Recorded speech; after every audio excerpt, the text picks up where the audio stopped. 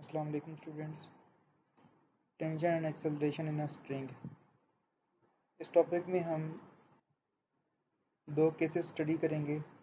First case में हमारे पास objects vertical motion perform करेंगे। सेकंड में ऑब्जेक्ट्स वर्टिकल और हॉरिजॉन्टल दोनों मोशंस परफॉर्म करेंगे। ठीक है, तो उनकी डेरिवेशन से पहले कुछ टर्म्स का आपको आइडिया होना चाहिए। For example tension. ठीक है, टेंशन जो है वो स्ट्रिंग के अंदर प्रोड्यूस होती है।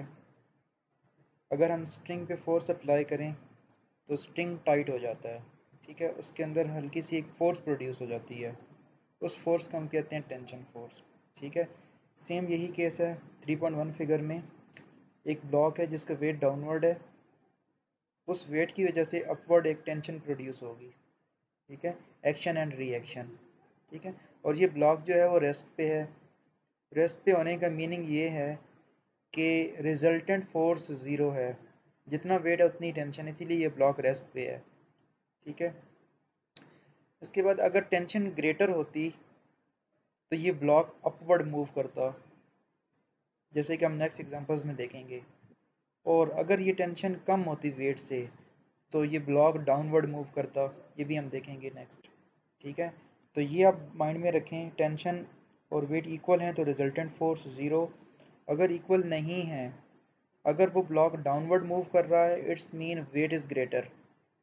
अगर वो ब्लॉक अपवर्ड मूव कर रहा है it's mean tension is greater. Okay, net force की एग्जांपल देखें। फर्स्ट केस में 10 न्यूटन राइट साइड पे, 10 न्यूटन लेफ्ट साइड पे, नो नेट फोर्स।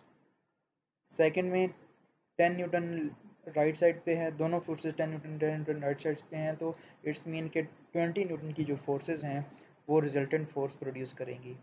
लास्ट में देखें, अपोजिट फोर्सेस हैं लेकिन उनका मैग्नीट्यूड डिफरेंट है, तो रिजल्टेंट फोर्स होगी 2 न्यूटन जो कि ग्रेटर फोर्स की डायरेक्शन में होगी। ये ब्लॉक लेफ्ट साइड पे मूव करेगा क्योंकि जो ग्रेटर फोर्स है वो लेफ्ट साइड पे है।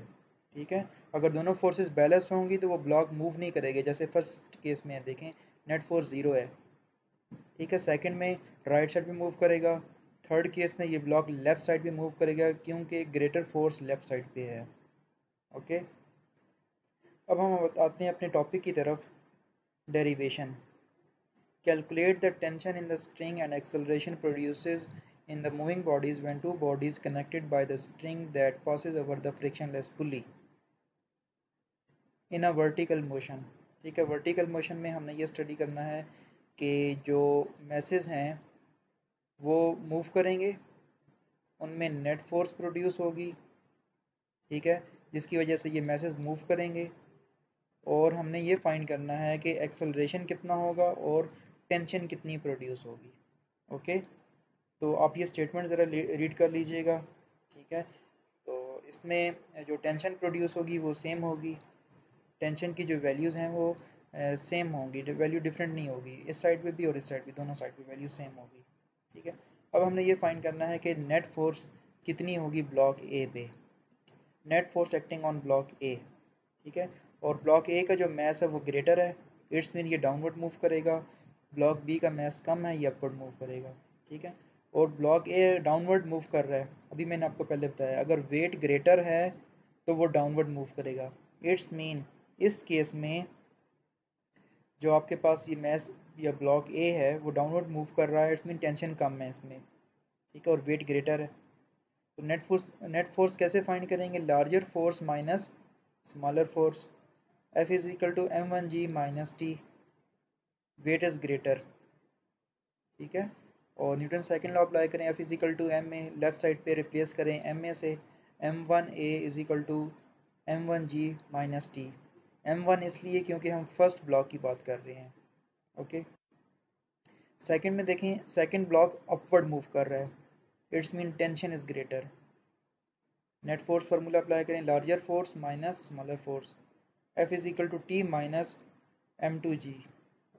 Newton second law, left side पे एफ को रिप्लेस करें एम ए से, m2a is equal to T minus m2g। ये आपके पास सेकंड इक्वेशन है m2 सेकंड मैस के लिए। नेक्स्ट हेडिंग है जो आपकी कैलकुलेट एक्सेलरेशन। एक्सेलरेशन आप कैसे कैलकुलेट करेंगे? अब आपकी मैथमेटिक्स है सारी। आपने ए फाइंड करना है, स्मॉल ए। तो first equation and second equation, इन दोनों इक्वेशंस को आप यूज़ करेंगे और ए की वैल्यू फाइंड करेंगे। वो कैसे करेंगे? आप इक्वेशंस को ऐड अप कर सकते हैं। लेफ्ट हैंड साइड में ऐड करें, राइट हैंड साइड में ऐड करें, तो टी कैंसिल हो जाएगा इसमें। उसके बाद आप टर्म्स को रीअरेंज करें तो ए की ये वैल्यू बनेगी। ओके, अब जो है टेंशन आपने कैलकुलेट करनी है। Putting the value of acceleration in equation number 2, ये आपके पास सेकंड इक्वेशन है। जो आपने एक्सेलरेशन की ये वाली वैल्यू फाइंड की है वो इसके अंदर पुट कर दें सेकंड इक्वेशन में। सेकंड इक्वेशन में ये आप पुट करेंगे, उसके बाद आप देखें ये टर्म नेगेटिव है, आप दूसरी तरफ लेकर जाएंगे उसको तो वो पॉजिटिव हो जाएगी, तो टी की ये वैल्यू बनेगी। अब हमने क्या टेंशन कैलकुलेट करनी है ना, तो टेंशन एक साइड पे रहेगी और बाकी जितनी भी टर्म्स हैं वो हम दूसरी तरफ ट्रांसपोज कर देंगे। ठीक है, उसके बाद हम कुछ वैल्यूज़ को कैंसिल आउट भी करेंगे, एलसीएम लेंगे। ये हमने कॉमन ले लिया m2g। कॉमन लेने के बाद अब एलसीएम लेंगे। एलसीएम लेने के बाद यहाँ से m2 कैंसिल हो जाएगा, जस्ट m1 रह जाएगा। उसके बाद हम m2g अंदर मल्टीप्लाई कर देंगे, तो ये हमारे पास फाइनल फार्मूला बन जाएगा टेंशन का। ठीक है, टेंशन भी कैलकुलेट कर लिया, एक्सेलरेशन भी कैलकुलेट कर लिया। ओके, यहाँ पे आपका फर्स्ट क्वेश्चन कंप्लीट हो गया। अब आपका सेकंड क्वेश्चन है जिसमें एक बॉडी वर्टिकल मूव करेगी और दूसरी बॉडी जो है वो हॉरिजेंटल सरफेस पे मूव करेगी। ठीक है, इसमें भी m1 जो है वो ग्रेटर है, m2 लेस है। ठीक है, तो नेट फोर्स का जो फार्मूला है वो देखें, हम पहले फर्स्ट ब्लॉक पे अप्लाई करेंगे। Net force is equal to larger force minus smaller force.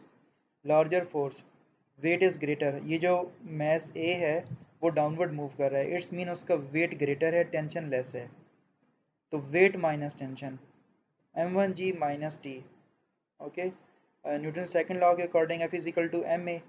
इसमें आप वैल्यूज पुट करें, एम ए की वैल्यू पुट करें लेफ्ट हैंड साइड पे, तो ये इक्वेशन बन जाएगी m1a is equal to m1g minus T.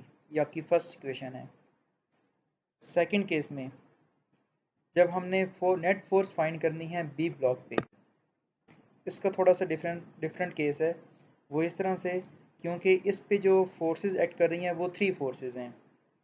A block पे जस्ट टू फोर्सेस थी, एक उसका वेट और स्ट्रिंग के अंदर प्रोड्यूस होने वाली रिएक्शनल फोर्स टेंशन। ठीक है, टेंशन कहते हैं रिएक्शनल फोर्स को। लेकिन ब्लॉक बी पे एक एक्स्ट्रा फोर्स भी लग रही है, वो है normal reaction of the table. Block B का वेट डाउनवर्ड है, वेट का फार्मूला mg, m2g फार्मूला बनेगा इसके वेट का। जो रिएक्शन प्रोवाइड करेगा टेबल वो अपवर्ड होगा, कैपिटल आर, नॉर्मल रिएक्शन। ठीक है, अच्छा, और एक और फोर्स भी है जो स्ट्रिंग अप्लाई करेगा, स्ट्रिंग के अंदर जो टेंशन प्रोड्यूस हो रही है। ब्लॉक ए डाउनवर्ड जा रहा है, ब्लॉक ए ब्लॉक बी को भी पुल करेगा राइट साइड पे। ठीक है, तो देखें अब आपके पास जो वेट है और नॉर्मल रिएक्शन वो तो सेम होंगे, इक्वल होगा, वो एक दूसरे को कैंसिल आउट कर देंगे। सेम फोर्सेस जो हैं वो एक दूसरे को कैंसिल आउट कर देती हैं अगर उनका मैग्नीट्यूड सेम हो। जैसे कि मैंने अभी आपके इस एग्जांपल में बताया था, फर्स्ट केस में 10 न्यूटन राइट साइड पे, 10 न्यूटन लेफ्ट साइड पे, तो रिजल्टेंट फोर्स कितनी होगी? ज़ीरो। ठीक है, तो इस केस में भी यही है कि जितना उसका वेट है उतना ही उसमें नॉर्मल रिएक्शन अप्लाई हो रहा है, तो ये दोनों फोर्सेस तो कैंसिल आउट हो जाएंगी। तो नेट फोर्स एक ही बनेगी जो इस ब्लॉक बी पे एक्ट करेगी, वो होगी टेंशन। ठीक है, net force acting on block B, weight of the body acting downward, normal reaction of the horizontal surface acting upward, और टेंशन। ठीक है, जो कि ब्लॉक ए पुल कर रहा है, ब्लॉक बी पे फोर्स अप्लाई कर रहा है, स्ट्रिंग के अंदर जो टेंशन प्रोड्यूस हो रही है। ठीक है, as body B has no vertical motion, block vertical motion तो कोई परफॉर्म नहीं कर रहा ना, वो जस्ट एक हॉरिजॉन्टल मोशन परफॉर्म कर रहा है। वर्टिकल मोशन ज़ीरो होने का मतलब है वर्टिकल में कोई फोर्स एक्ट नहीं कर रही, रिजल्टेंट फोर्स ज़ीरो है। जितनी भी फोर्सेस हैं उन सब फोर्सेस का सम ज़ीरो है, वो एक दूसरे को कैंसिल आउट कर रही हैं, जैसे कि वेट नॉर्मल रिएक्शन को कैंसिल आउट कर रहा है। ठीक है, तो एक ही फोर्स एक्ट करेगी ब्लॉक बी में, वो होगी टेंशन, स्ट्रिंग के अंदर प्रोड्यूस होने वाली टेंशन। तो टेंशन नेट फोर्स की इक्वल होगी। फोर्स का फार्मूला है M A, newton second law के अकॉर्डिंग, तो टेंशन बन जाएगी m2a।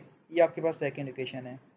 ठीक है, अब आपने एक्सेलरेशन कैलकुलेट करना है, putting the value of tension in equation number 1 from equation number 2। ये जो टी की वैल्यू है सेकंड इक्वेशन में आप ये वैल्यू पुट कर दें इस फर्स्ट इक्वेशन में। यहाँ टी को रिप्लेस कर दें m2a से, m2a से रिप्लेस कर दिया, ठीक है। उसके बाद आप इसको रीअरेंज करें और स्मॉल a फाइंड कर लें, ठीक है। यहाँ पर लेफ्ट हैंड साइड पे a कॉमन आएगा, इस टर्म को राइट हैंड साइड पे डिवाइड कर दें तो आपके पास a आ जाएगा m1 by m1 plus m2 into G. Is it clear? Calculation of tension, tension आप कैसे कैलकुलेट करेंगे? सेकेंड इक्वेशन पे आए, tension is equal to m2a। ये तो ऑलरेडी आपने फाइंड कर लिया। अब a की जो वैल्यू है ये वाली सारी, ये वैल्यू आप सेकेंड इक्वेशन में पुट कर दें तो आपके पास टेंशन का फार्मूला भी बन जाएगा। ओके, इस तरह से आप डिराइव करेंगे एक्सेलरेशन और टेंशन। तो यहाँ पे आपका सेकंड क्वेश्चन भी एंड हो गया, ठीक है। और आई होप सो कि अब आपको समझ आ गया होगा। फिर भी अगर आपको कोई क्वेश्चन है तो आप ग्रुप में डिस्कस कर सकते हैं।